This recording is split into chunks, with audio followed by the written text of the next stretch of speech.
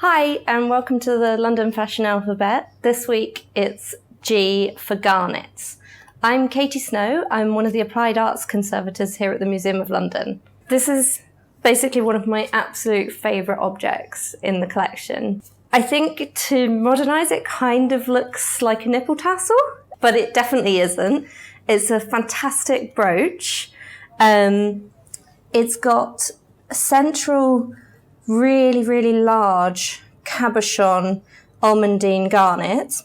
So garnets like almondine are often fashioned in a cabochon like this, which is the domed polished surface, and it really brings out the deep colours in the stone.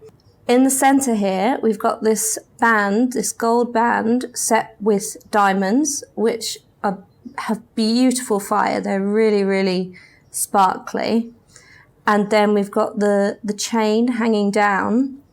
There's then, on the tassel part, we've got another fantastic almondine garnet in this lovely shape. And yet more diamonds sparkling there. And then these wonderful gold chains that form the tassel with these little gold drops on the end. On the back, it's also actually a locket. There's nothing inside there at the moment, but we've got the glass there. And this could have been used to hold hair. It could have been a love token. Or even at this time, it could have even been a photograph, a really early photograph.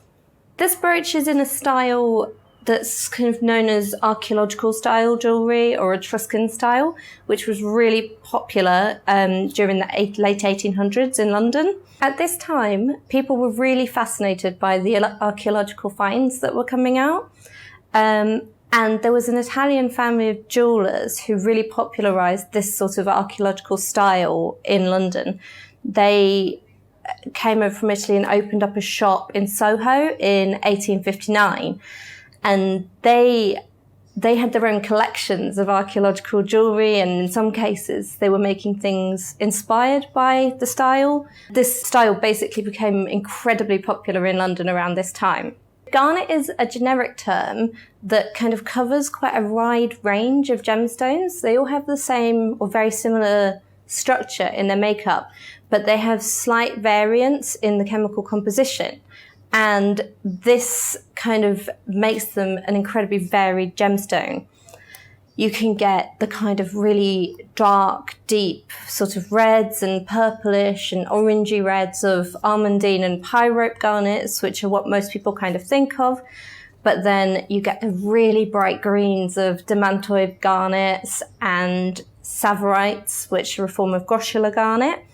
And they're incredibly vibrant, and there's just so much variety in garnets. Garnets have been hugely popular throughout history, right from ancient times through to the earlier 20th century.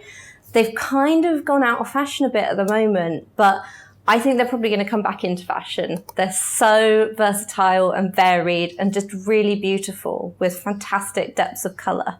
Thank you for joining me for the London Fashion Alphabet, G for garnets. Next week, it's H. What will it be for?